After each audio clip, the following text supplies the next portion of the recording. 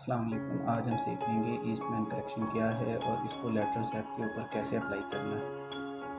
इसके लिए सबसे पहले हमने फ्रैंकफर्ट हॉरिजॉन्टल प्लान अपना ड्रॉ कर लिया है। ऑर्बिटल से हमने पोरियन नॉर्मली आइडेंटिफाई करना थोड़ा सा मुश्किल होता है, लेकिन अक्सर ये हमें नज़र आ रहा होता है लेटरल सेप के ऊपर। अगर नज़र आ रहा है तो इस पर हमने एक्यूरेटली अपना फ्रैंकफर्ट हॉरिजॉन्टल प्लेन जो है वो ड्रॉ कर लिया।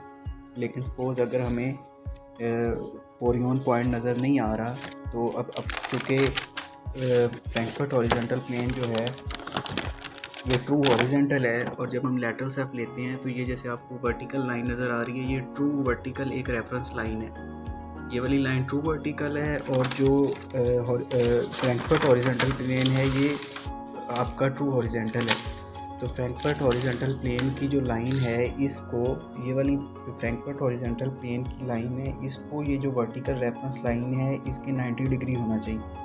इसका मतलब ये है कि हमने ऑर्बिटल पॉइंट ड्रॉ किया, उसके बाद हमने, अगर हमें सपोज पोरियन नज़र नहीं आ रहा, तो हमने ये वाली जो वर्टिकल लाइन है, रेफरेंस लाइन ट्रू वर्टिकल, इसको थोड़ा एक्सटेंड किया और उसके साथ हमने 90 डिग्री पे जाके हमने पोरियन ड्रॉ कर लिया। तो अब ये हमारे पास एक्यूरेटली फ्रैंकफर्ट हॉरिजॉन्टल प्लेन आ चुका है। इसके बाद हमने अपना एसन प्लेन ड्रॉ किया। अगर हम अपने फ्रैंकफर्ट प्लेन को ऊपर एसन प्लेन पे लेके जाएं तो ये 7 डिग्री होना चाहिए, और अगर ये 7 डिग्री नहीं है तो इसका मतलब है कि ये एसन प्लेन में एरर है, और वो एरर या हो सकता है सेला पॉइंट में,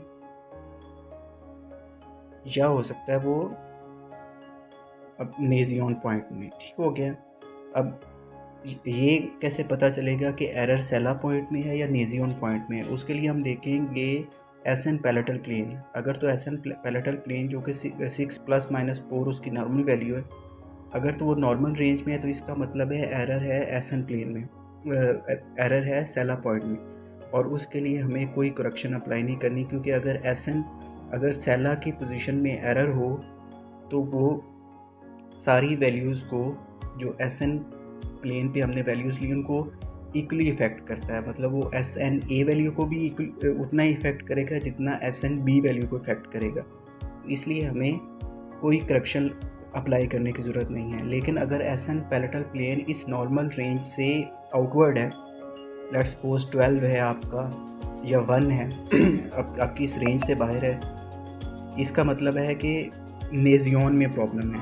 नेजियन जो कि पॉइंट फ्रंटल बोन का पॉइंट है, तो ये नेज़ल बोन की ग्रोथ के साथ या अपवर्ड एंड इंटीरियरली जा सकता है, यहाँ भी हो सकता है, या ये डाउनवर्ड एंड इंफीरियरली भी आ सकता है, जिससे ये डिफरेंटली इफ़ेक्ट करता है। एस एन ए वैल्यू को डिफरेंटली इफ़ेक्ट करेगा और एस एन बी वैल्यू को डिफरेंटली इफ़ेक्ट करेगा।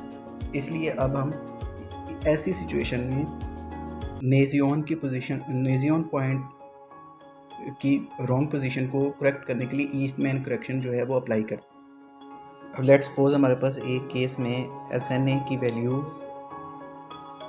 88 है, तो ये नॉर्मल वैल्यू 82 से जो है वो 6 ज़्यादा है। तो अब हम 6 को मल्टीप्लाई करेंगे 0.5 से, तो ये हमारा आ गया 3। तो ये हमने 3 जो है वो ईस्टमैन करेक्शन अप्लाई करनी इस केस में।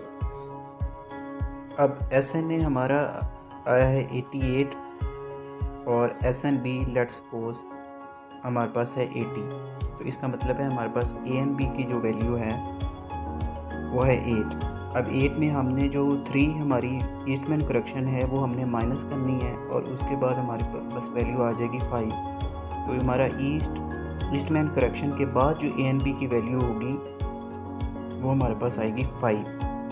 जितना हमारा एस एन ए अपने नॉर्मल 82 से ज़्यादा होगा, उतना हम उसको 0.5 से मल्टीप्लाई करके वो जो वैल्यू आएगी उसको ए एन बी से माइनस कर देंगे। अब लेट्स सपोज हमारे पास एस एन ए की वैल्यू आती है 78 का मतलब है ये नॉर्मल 82 से 4 पॉइंट जो है वो कम है, तो 4 को हम मल्टीप्लाई करेंगे 0.5 से, तो ये 2 इस केस में ईस्टमैन करेक्शन है। अब एस एन ए हमारे पास है 78, एस एन बी हमारे पास लेट्स सपोज 74, तो ये हमारा ए एन बी 4 आया। इस केस में ए एन बी 4 था। अब ईस्टमैन करेक्शन हमने 2 जो है वो इसमें ऐड करनी है।